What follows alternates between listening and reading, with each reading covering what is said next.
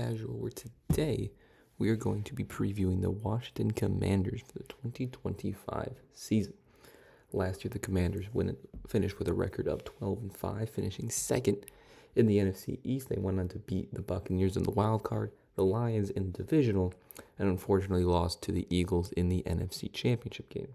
But for a team that had the second overall pick last year, to come in, get Jayden Daniels, and make the NFC Championship, including on that run a very impressive win against a very good Lions team, all signs are pointing up for the Commanders. Now, big question mark, can they avoid a Jayden Daniels sophomore slump, so to speak?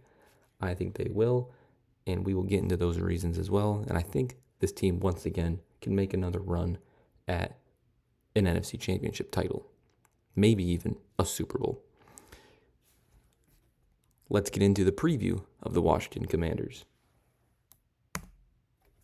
First, looking at the additions and losses that the Commanders made. First, they bring in wide receiver Deebo Samuel, their big move of the offseason, at least offensively. One of their big moves. Now, I know Deebo did not have a good year last year, but he was also very banged up. And while 2021 was the year Deebo was really good, even 2022. While we may not have that Deebo again, if Deebo Samuel can play like he did in 2023, which was the last season I'm pretty sure he was fully healthy, he had 1,000+ yards and 12 total touchdowns in 2023. That's pretty good for a receiver too. If you can get a guy like Deebo Samuel to give you 1,010, you're not mad at that now. Right now he's receiver 2, but that's all dependent on what happens with Terry McLaurin, which we'll get into in a little bit briefly. They also bring in offensive tackle Laremy Tunsil from the Texans. He's a good player. Tunsil's still a good player. I know the Texans' O-line was really bad, but I don't think that was all on Laremy Tunsil. He's still a good pass blocker, very good pass blocker. Was penalized a lot, one of the most penalized tackles in all of football, I'm pretty sure. But didn't give up a lot of sacks, and overall is just a good lineman, good blocker. And I think it's a much-needed upgrade on an O-line that wasn't the best last year. I'm pretty sure they were bottom 10 in sacks allowed. Speaking of tackles, they also draft Josh Connerly out of the first round from Oregon. He's having himself a pretty good training camp, I think I saw. And I think he had a good preseason game against the Bengals and overall has had a good preseason. I liked him out of the draft. Much needed pickup to pair it alongside Laremy Tunsil as the two tackles for the season. Then they bring in Javon Kinlaw from San Fran. I like the Kinlaw pickup. He definitely is more of a pass rusher. You're not going to get a lot of run defense out of Javon Kinlaw. But he played 17 games last year for the first time of his career. He can provide you good strength, good size, and hopefully, with health, you can get more numbers and better production out of a guy like Javon Kinlaw. Now, you did lose Jonathan Allen to bring in Javon Kinlaw, or you lose Jonathan Allen and then you bring in Javon Kinlaw. And Jonathan Allen definitely was a tough loss for them. He's a really good pass rusher. Kinlaw is a pass rusher, but Allen's a really good pass rusher. Was hurt last year and has, maybe slightly regressed over the years because he is up there in age. But he still has been a 2-time Pro Bowler, especially relatively recently. He still has had good numbers. Even though they have slightly decreased, they're still good. I definitely think he's better than Javon Kinlaw. But luckily, I guess, maybe, I don't know, but you still have that pass rush element in Javon Kinlaw. I do think Kinlaw can have good numbers too, if he can just stay healthy for long periods of time. They bring in 2 pass rushers, Dietrich Weiss Jr. and Von Miller.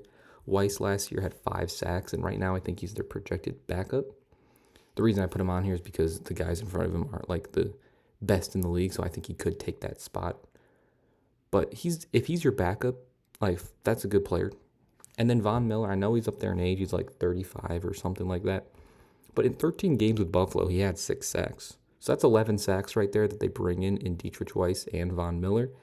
And the guy they lose to get those 2 sacks is Dante Fowler. Now, Dante Fowler had 11 sacks last year, which is the same amount of sacks that Weiss and Miller had. So there you go. they get the production of Dante Fowler in two players. Again, Fowler with 11 sacks.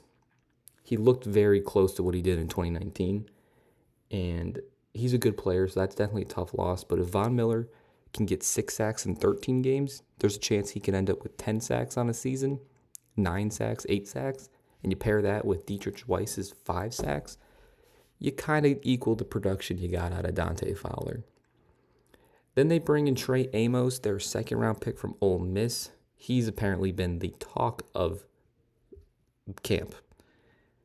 Like, he has been a preseason training camp standout for them. He's already one of their top corners, according to the unofficial depth chart.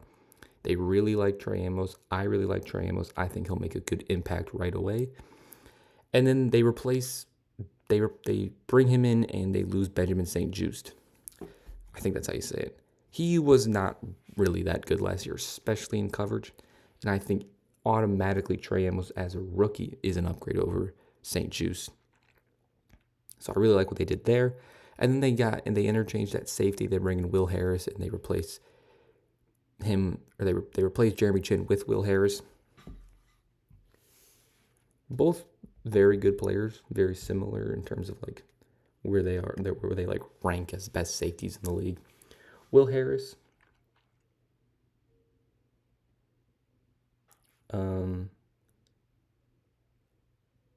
he's a pretty good safety. He can get a lot of tackles, can play coverage, and he only played 13 games, I'm pretty sure, last year. And he would have had 100 tackles if he played every game. So he's a good player. And they bring him in, and out goes Jeremy Chin, who definitely had his best year in his 1 year with Washington. And while not the best in coverage, he can be okay at times, but his strength is definitely up close near the line of scrimmage using that big frame that he has in the run game. Had over 100 tackles last year, 2 sacks, very secure tackler, can pressure the quarterback as well.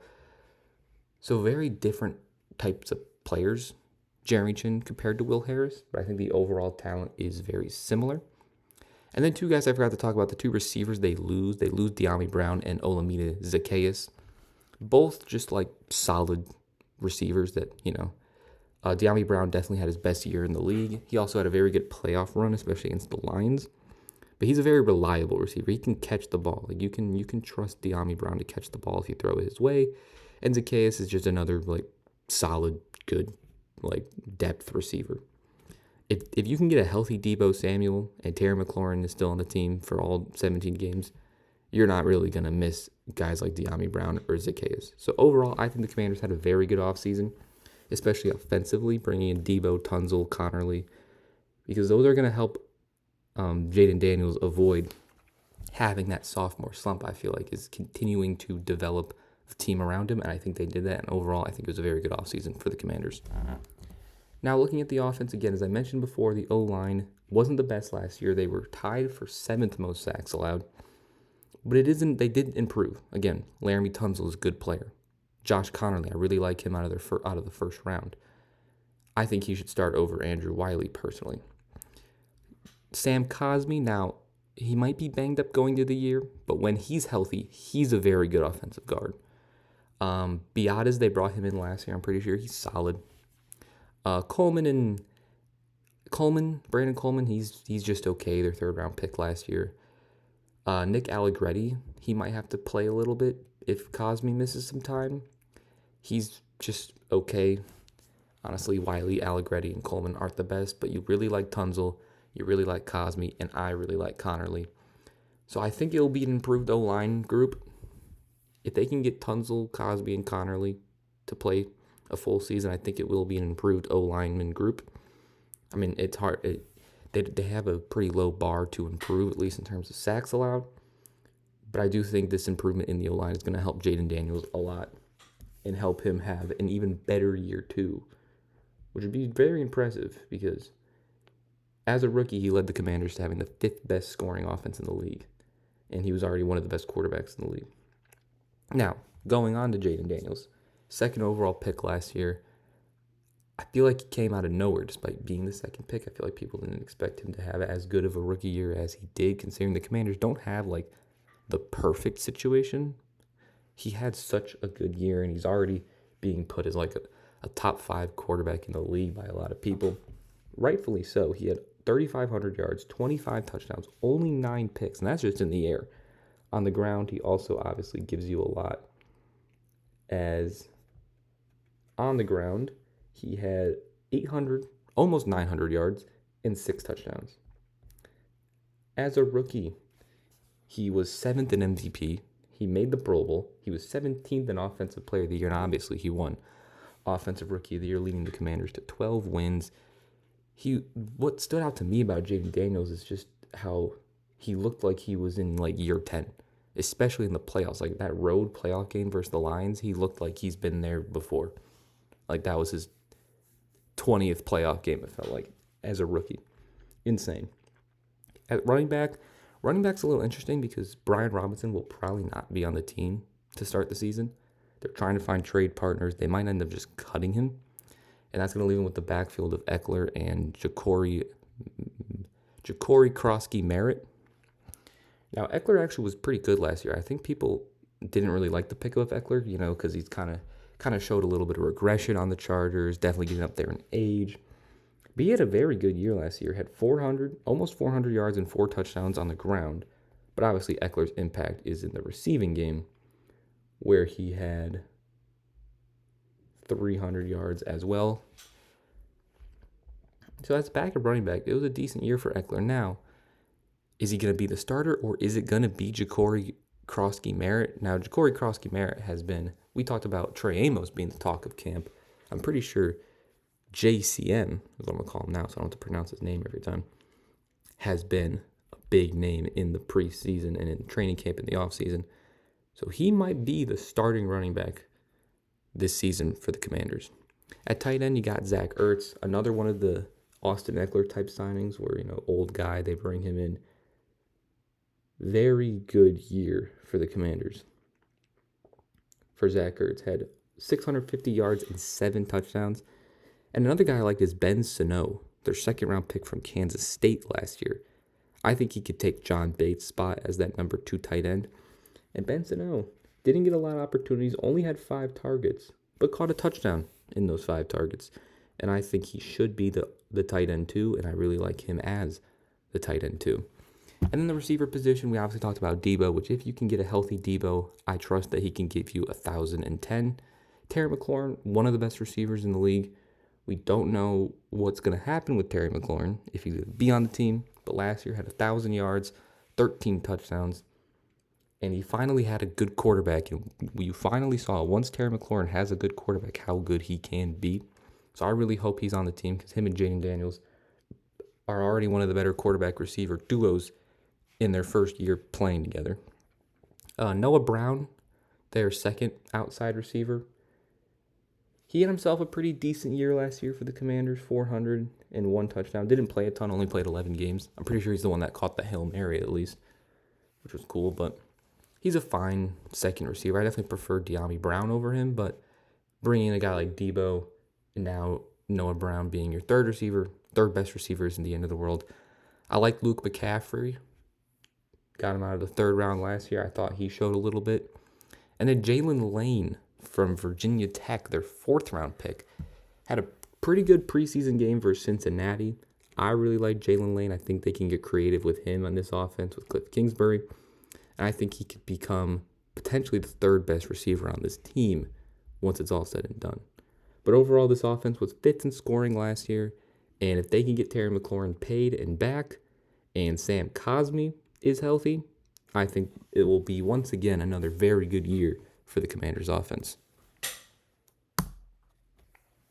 Now moving on to the defense. This Commanders' defense was pretty average last year. They allowed the 18th most points and the 13th most yards. Pretty down the middle. All right. I do think they got better in most aspects. They got better at pass rusher. They did get worse, I think, at D tackle, but in the secondary, I think they got better. So first on that D line, we obviously know how good Daron Payne is. as their number one D tackle. Deron Payne, very good D lineman, good pass rusher, but also can give you a little bit in the run. Has had some slight down years the last 2 years compared to his Pro Bowl year in 2022, but he still is a very good D tackle and still can make a lot of plays in the backfield. Javon Kinlaw, we talked about as their second D tackle who they brought in to replace Jonathan Allen, another pass rushing type D lineman who, again, while his stats may not have been super high so far, he hasn't been the healthiest. He was healthy last year, had decent stats, and I think if you can get another healthy year out of Javon Kinlaw, he can have another good year or an even better year than he did last year on the Jets. They paid him a decent amount too. So then on the edge rush, you have three guys, I would say, with Von Miller, Dorrance Armstrong, and Dietrich Weiss. Dorrance Armstrong, solid pass rusher, had 5 sacks in his first year as a starter. Dietrich Weiss, we mentioned, also had 5 sacks, and then Von Miller in 13 games had 6 sacks. So you don't really have like the number one guy there, but you have a lot of good players, good rotational players. And also Jerzon Newton, their second round pick out of Illinois last year, did not have a bad rookie year either. So overall, it's not the best D-line room. They don't have superstar talent on it, but they have a lot of good players on it. At linebacker, this is definitely their best unit, at least in terms of star talent. And that's with Frankie Louvu and Bobby Wagner. They bring Frankie Louvu in from the Panthers last year, and he had a very good year. All-Pro, probably one of the best, if not the best, rushing/blitzing linebacker in the league. Puts up legitimate edge rusher numbers. Like, if you just looked at his, like, pass rush numbers, you'd be like, oh, that's, like, a top 20, 30 pass rusher, but it's a linebacker. Nearly 100-plus tackles last year. Or nearly 100 tackles last 3 years. It was his best year in pass coverage last year. And he's just always around the ball. You know where Frankie Louvu is at all times. And then next to him, you got Bobby Wagner, who's still one of the best linebackers in the league. Like, if you want to talk about consistency, Bobby Wagner has made an all-pro team in 11 straight seasons. I'm pretty sure the only season he didn't make an all-pro was his rookie year. Maybe his first 2 years. He has never had under 100 tackles in any season of his career. And last year, he had over 130 tackles. Still one of the better run-defending linebackers. Yes, wasn't the best in coverage. But for 34 years old, he's not bad. And the ability he gives you in the run game makes up for it for the most part. Now, the depth outside of those two guys, I don't love it. But the top-end talent of Louvu and Wagner is really good. Then in the secondary, you obviously got your two safeties in Will Harris, Quan Martin. Talked about Will Harris. He's just a good safety. Not necessarily one of the best, not one of the worst, just a good, solid safety. Quan Martin, he's not, I would say he's kind of just like a decent safety for now. But again, he's only played 2 years in the league. He's only 25, still room to improve. But not necessarily like a guy you want as your starter right now, but who knows? Maybe he has a really good year 3. Safeties outside of them, Percy Butler, Jeremy Reeves. Don't know too much about them. Don't love the safety depth there. Corners, you got Mike Sainer still. Mike Sainer still had a good rookie year in both the run and the pass. Had 2 interceptions and over 90 tackles. He was 11th or tied for 11th in PBUs amongst the whole league. And I think he'll just get better in year 2. And one thing I like about this Commanders secondary is Marshawn Lattimore now enters his first full year in Washington. Now, he has struggled to stay healthy over the last 3 years. But when healthy, he can still be a good corner. Now, his 2 games he played in Washington when he was traded there definitely were not the best. However, the 7 games before he got traded in that same season with New Orleans, he was still very good in the 7 games he played before he got traded. Then he gets traded, doesn't play a ton, doesn't play the best. But if he can even play like he did before he got traded, that's a good corner. Pretty good corner. Pair him with Stainer still, and then Trey Amos, who we mentioned as having a really good camp, really good offseason, their second-round pick out of Ole Miss. That's 3 pretty good corners. That's a good corner room. And then another guy, Jonathan Jones, a veteran corner, not really good last year on New England, but in 2023 and 2022, he was pretty good. So if they can get if they can rewind the clock on guys like Jonathan Jones and Marshawn Lattimore, those are 4 good corners on that team. And I think that'll be an improved secondary. Their linebacker room, at least top talent, is good. D-line, just a bunch of good players.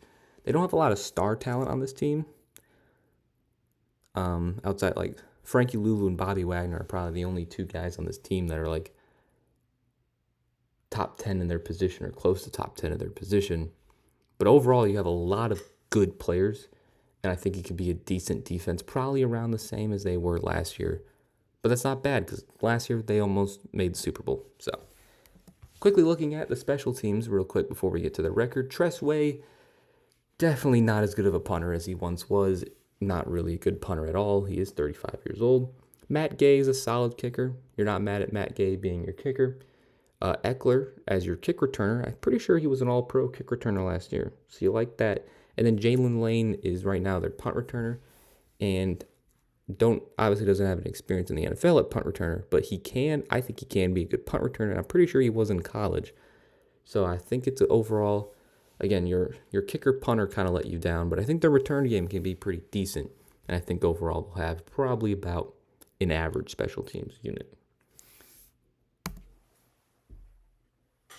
Now, the schedule. So the Commanders have the 8th hardest schedule in the league. And part of it is playing the NFC East twice a year. Playing the Cowboys and Eagles twice a year is not easy. And the Giants aren't a cakewalk, I don't think.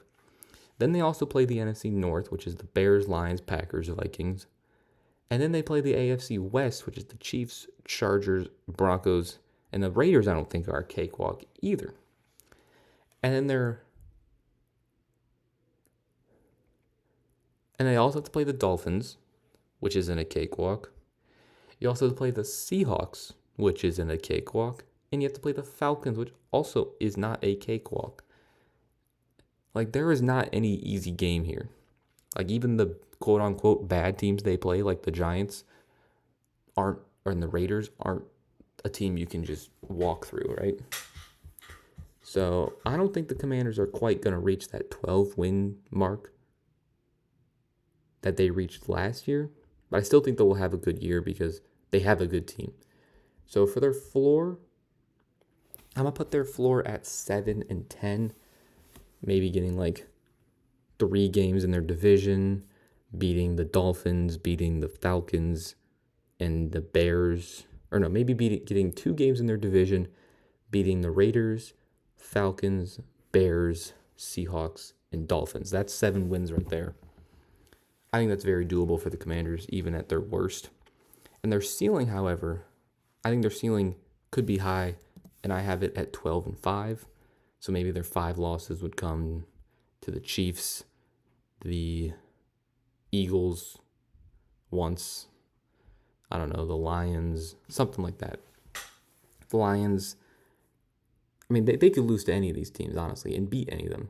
But my ceiling for them is 12-5, and that leaves my final prediction for the Commanders at 10-7, a 2-win decrease.